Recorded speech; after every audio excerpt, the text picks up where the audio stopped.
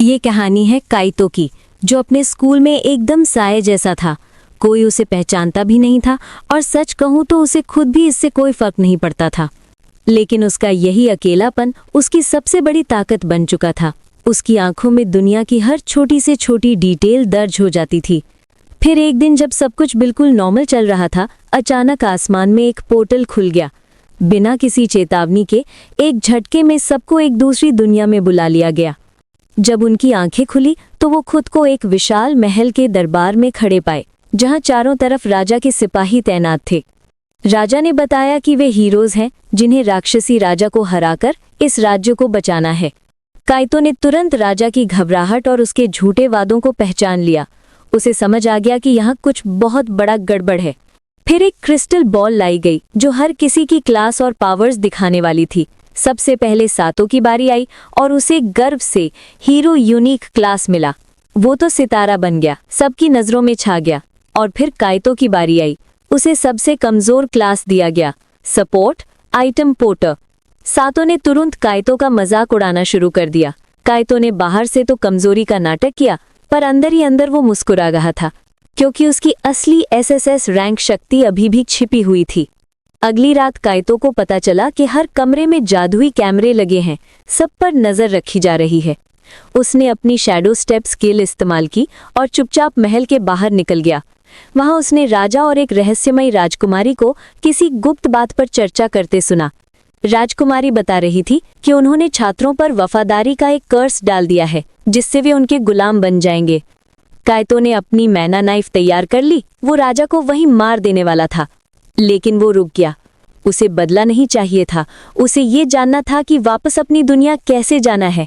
अगली सुबह उसने फिर से आइटम पोर्टर बनने का नाटक किया और ट्रेनिंग की लाइन में खड़ा हो गया। वहां उनकी मुलाकात नाइट कमांडर सर गोलान से हुई, जो उन्हें ट्रेन करने वाले थे। ट्रेनिंग के दौरान सर गोलान काइतो पर लगातार नजरें जमाए रखते, जैसे वो उसकी कोई कमी ढूंढ रहे हों। थोड़ी देर बाद सर गोलान ने काइतो को बुलाया और उसे जानबूझकर कैमरों की नजरों से दूर ले गए। उन्होंने उसके कान में धीरे से कहा, तुम्हारी स्किल्स मैक्स लेवल की हैं, मैंने देख लिया है। राजा का प्लान बहुत खतरनाक है। काइतो समझ गया, सर गोलान दुश्मन नहीं बल्कि एक साथी हैं। इस तरह एक नया गठबंधन शुरू हुआ। काइतो ने शहर के लोगों की आंखों में डर देखा। राजा के क्रूर शासन ने सबको दबा दिया था। ट्रेनिंग के बीच में सर गोलान उसे एक छोटा सा गुप्त इशारा करते हैं, इशारा कि उनकी प्लानिंग शुरू हो चुकी है। अपने कमरे में काइतो को एक लाल क्रिस्टल मिला, सर गोलान का गुप्त संदेश। उस क्रिस्टल में महल का एक छिपा हुआ नक्शा था, जिसमें एक गुप्त रास्ता दिखाया गया था। काइतो ने अपनी शैडो स्टेप स्किल इस्तेमाल की और उस गुप्त रास्ते पर आगे बढ़ गया। एक सीक्रेट जगह पर काइतो और सर गोलान मिले। सर गोलान ने उसे एक छोटा सा लकड़ी का बक्सा दिया। काइतो ने बक्सा खोला, उसमें राजा के बारे में प्राचीन और गुप्त जानकारी छुपी हुई थी। स्क्रोल में लिखा था कि राजा ने डेमन लॉर्ड के साथ एक खतरनाक समझौता किया है। एक फ्लैशबैक में दिखाया गया कि राजा ने सत्ता के लिए अपनी खुद की जनता को डेमन लॉर्ड के हवाले कर दिया था। काइतो और सर गोलान महल के नक्शे पर स्ट्रैटेजी बनाने लगे, महत्वपूर्ण जगहों को मार्क करते हुए। काइतो ने अपनी मैना डैगर स्किल एक्टिवेट की और सर गोलान को अपनी असली शक्ति दिखाई। सर गोलान ने दृढ़ता से सिर हिला दिया। दोनों के दिमाग में एक ही लक्ष्य था, राजा का अंत। आधी रात को काइतो ने अपनी कंसीलमेंट स्किल को मैक्स पर सेट करके रॉयल विंग में घुसपैठ शुरू कर दी। उधर सर गोलान ने महल के चौक में अपनी चमकती तलवार निकाल ली, अपनी योजना का पहला कदम शुरू करते हुए। 2 रॉयल गार्ड्स ने उन्हें देखते ही खतरे का अलार्म बजा दिया। पूरे महल में हड़कंप मच गया। काइतो हीरो सातो के कमरे से गुजर रहा था, जो अभी भी अपनी पावर्स के घमंड में खोया हुआ था। वो राजकुमारी के कमरे तक पहुंचा और अपनी मैना नाइफ से चुपके से खिड़की का शीशा काट दिया। राजकुमारी मेज पर बैठी छात्रों को गुलाम बनाने के लिए कर्स पोशन तैयार कर रही थी। काइतो कमरे में घुसा और पर्दे के पीछे पूरी तरह छिप गया, राजकुमारी पर निशाना साधते हुए। अचानक राजकुमारी तेजी से पलटी, जैसे उसे पर्दे के पीछे किसी की मौजूदगी का एहसास हो गया हो। इधर चौक में सर गोलान गार्ड से भिड़ते हुए जानबूझकर शोर मचा रहे थे। काइतो समझ गया कि वो पकड़ा गया है और उसने मेज की तरफ एक स्मोक बॉम्ब फेंक दिया। राजकुमारी झट से आग का स्पेल फेंकती है, जिससे धुआं छटने लगता है। लेकिन धुआं पूरी तरह हटने से पहले ही काइतो गायब हो चुका था और सारे कर्स वाइल्स टूटकर बिखर गए थे। राजकुमारी बौखलाई हुई चारों तरफ देखने लगी। अगली सुबह राजा को पता चलता है कि उसका गुप्त प्लान पूरी तरह फेल हो गया है। ये सुनकर वो गुस्से से आग बबूला हो उठता है।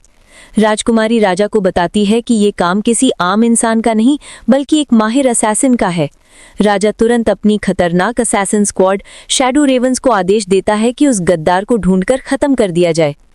काइतो जानता था कि अब महल में रुके रहना मतलब सीधी मौत को बुलावा देना है, इसलिए वो भागने की तैयारी करता है।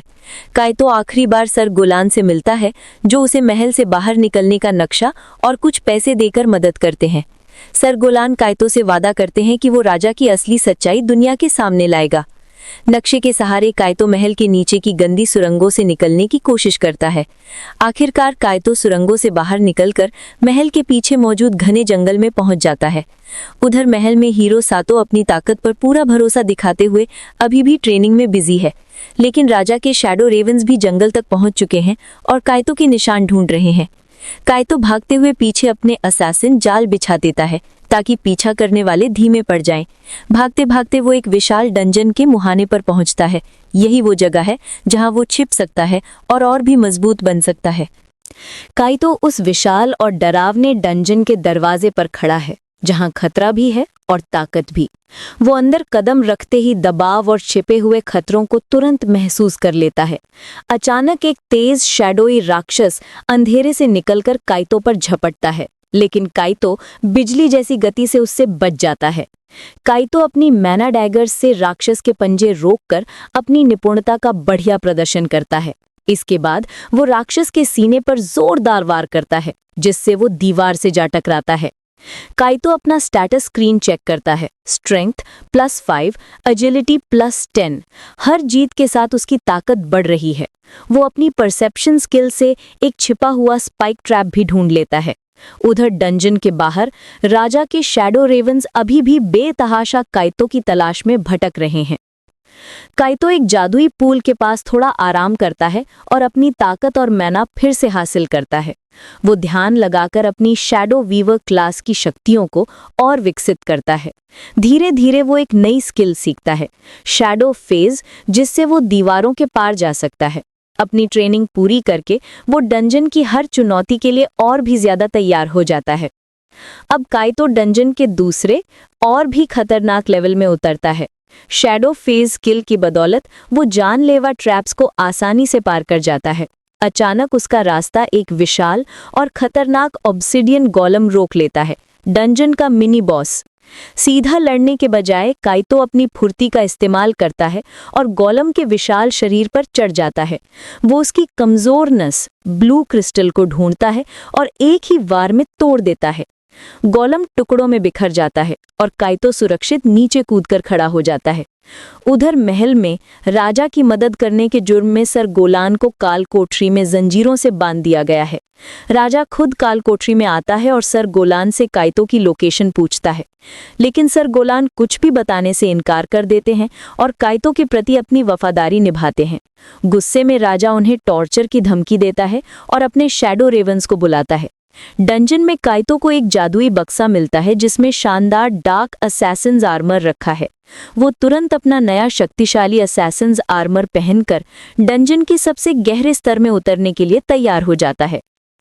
ट्रेनिंग पूरी करके काइतो डंजन से बाहर निकलने लगता है। अब वो पहले से कहीं ज्यादा ताकतवर है।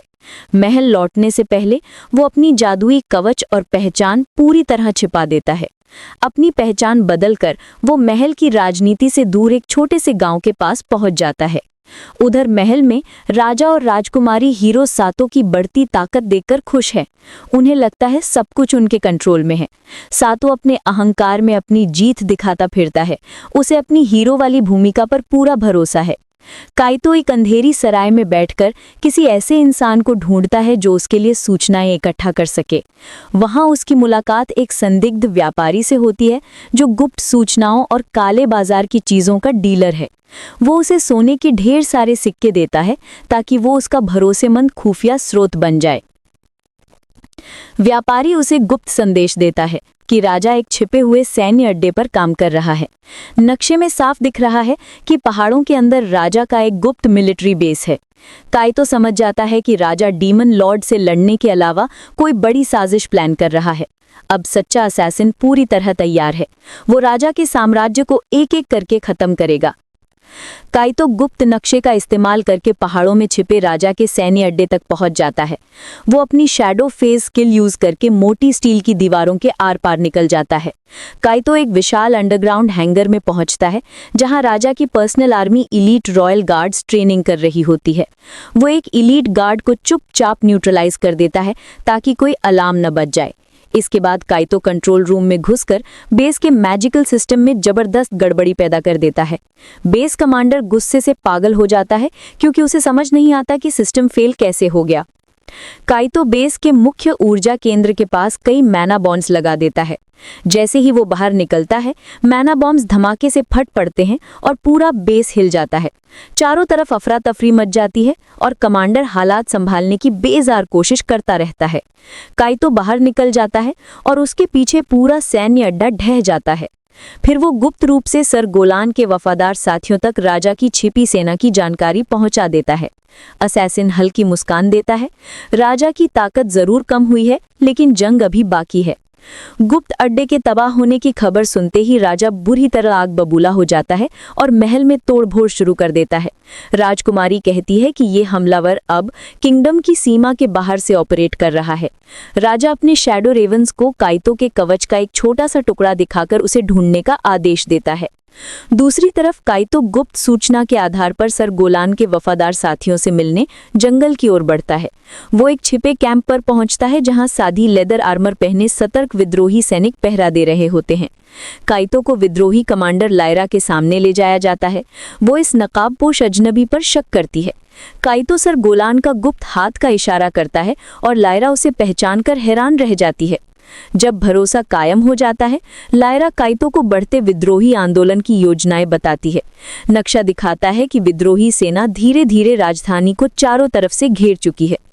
काइतो राजा की मुख्य शक्ति को खत्म करने के लिए एक हाई रिस्क इन्फिल्ट्रेशन प्लान सुझाता है। कमांडर लायरा काइतो की स्ट्रैटेजी से इम्प्रेस हो जाती है और उसे अपना गुप्त स्ट्रैटेजिस्ट मान लेती है। असैसिन और विद्रोही कमांडर दोनों मिलकर क्रांति की आग भड़काने को तैयार हैं। गुप्त स्ट्रैटेजिस्ट के तौर पर काइतो विद्रोहियों को राजधानी पर आखिरी हमले के निर्देश देता है। कमांडर लायरा विद्रोही सेना को लीड करती है और मुख्य शहर द्वार पर जबरदस्त हमला शुरू हो जाता है। एलीट रॉयल गार्ड्स जादुई रक्षा तकनीक और तलवारों के साथ जवाब देते हैं। लड़ाई बेहद तीखी हो जाती है। हीरो सातो भी मैदान में कूद पड़ता है, अपनी विशाल तलवार से विद्रोहियों को कुचलते हुए। बाहर की लड़ाई का फायदा उठाकर काइतो चुपके से शहर की दीवार पर चढ़कर अंदर घुस जाता है। वो अंधेरी गलियों से होकर राजा के निजी गुप्त वॉल्ट की ओर बढ़ता है। काइतो विशाल जादुई रूप से सीलबंद वॉल्ट के सामने खड़ा होता है। वो अपनी माना की स्किल का इस्तेमाल करके चुपचाप वॉल्ट को अनलॉक कर देता है। अंदर काइतो को राजा का सबसे बड़ा राज मिलता है, डीमन लॉर्ड के साथ किया गया खतरनाक पैक्ट। स्क्रॉल पर साफ दिखता है कि राजा ने सत्ता के लिए डीमन लॉर्ड से सौदा किया था। काइतो तुरंत अपनी इमेज कैप्चर स्किल से उस समझौते की तस्वीर सुरक्षित कर लेता है। सबूत हाथ में लेकर वो शहर से निकल जाता है। अब किंगडम का पूरा भविष्य काइतो के हाथों में है। रात की भीषण लड़ाई के बाद कमांडर लायरा थके हुए और बिखरे हुए रॉयल गार्ड्स को फिर से इकट्ठा करती हैं। काइतो अपना साधारण नकाब हटाता है और अपने चमकदार डार्क असैसिन्स आर्मर में सामने आता है। वो डीमन लॉर्ड और राजा के बीच समझौते वाला जादुई स्क्रोल दिखाता है। हीरो सातो सबूत देखकर सुन रह जाता है। उसे यकीन ही नहीं होता कि जिस राजा पर उसने भरोसा किया था वही शैतान का साथी निकला। महल के डंजन में सर गोलान बाहर की भीड़ का शोर सुनकर मुस्कुराते हैं। उन्हें पता है कि उनकी योजना आखिरकार सफल हो गई है। राजा महल की बालकनी से चिल्लाता है, सबूत को झूठ बताता है और काइतो पर ही इल्जाम लगा देता है। जवाब में काइतो अपनी पूरी एसएसएस रैंक असैसिन शक्ति उजागर करता है और राजा को सीधी चुनौती दे देता है। हीरो अपनी महान तलवार उठाता है, राजा का साथ छोड़ देता है और विद्रोहियों के साथ हाथ मिला लेता है। हीरो के साथ आने पर कमांडर लायरा अंतिम और निर्णायक हमले का आदेश देती हैं। राजकुमारी समझ जाती हैं कि अब लड़ाई हार चुकी है। वो अपनी सुरक्षा के लिए एक गुप्त खंजर निकाल लेती है। काइतो, हीरो और लायरा महल में घुसकर क्रांति की शुरुआत कर देते हैं। राजा को पराजित किया जाता है और असैसिन का मिशन पूरा हो जाता है। किंगडम में आज़ादी का एक नया युग शुरू हो जाता है। महल के टूटे फूटे मलबे के बीच काइतो और हीरो सातो आखिरकार अपना पुराना झगड़ा भूलकर नई पार्टनरशिप शुरू कर देते हैं। काइतो और लायरा तुरंत जेल की तरफ निकलते हैं अपने वफादार साथी सर गोलान को आज़ाद कराने के लिए। काइतो अपनी मैना डैगर्स निकालकर भारी जंजीरों को एक झटके में काट देता है और बहादुर सर गोलान आखिरकार आज़ाद हो जाते हैं। आज़ाद होते ही सर गोलान पराजित राजा को देखते हैं और पहली बार लगता है कि उनकी क्रांति सच में पूरी हो चुकी है। काइतो वॉर रूम में पहुंचकर किंगडम का नक्शा ध्यान से देखता है और सीमा की तरफ फैलते काले सायों से बेचैन कर देते हैं। कमांडर लायरा को एक डरावनी खबर मिलती है कि डीमन लॉर्ड की सेना दूर के गांवों पर हमला शुरू कर चुकी है। तीनों नेताओं को साफ समझ आ जाता है कि राजनीतिक लड़ाई खत्म, अब असली युद्ध शुरू हुआ है। सातो अपनी तलवार उठाकर काइतो से कहता है कि इस नए युद्ध में डीमन लॉर्ड के खिलाफ लीडर वही बनेगा। काइतो हीरो के भरोसे को स्वीकार करता है और दोनों मिलकर एक तगड़ा गठबंधन तैयार कर लेते हैं, रणनीति और ताकत का। हारा हुआ राजा जेल की सलाखों पीछे से आकाश में फैलता डीमन लॉर्ड का खौफनाक जादू देखता है। आज़ाद लोग खुशी से नारे लगा रहे हैं, लेकिन काइतो की नज़र अभी भी दूर अंधेरे क्षितिज पर टिकी रहती है। किंगडम को नया नेतृत्व मिल चुका है और अब अस्तित्व की असली लड़ाई अल्टीमेट एनिमी डीमन लॉर्ड के खिलाफ शुरू होने वाली है। तो गाइस, कहानी की असली शुरुआत यहाँ से होगी। अब काइतो और डेमन लॉर्ड आमने सामने आ गई हैं। ये इसका एपिसोड 1 था। अगर आप जानना चाहते हैं कि क्या काइतो डेमन लॉर्ड को हरा पाया या नहीं, उसके लिए एपिसोड जल्द ही आने वाला है। इसलिए जल्दी से चैनल को सब्सक्राइब करके रखें और वीडियो को लाइक, शेयर और कमेंट लाजमी कर देना। और कमेंट्स में बताना मेरी आवाज़ आपको कैसी लगी।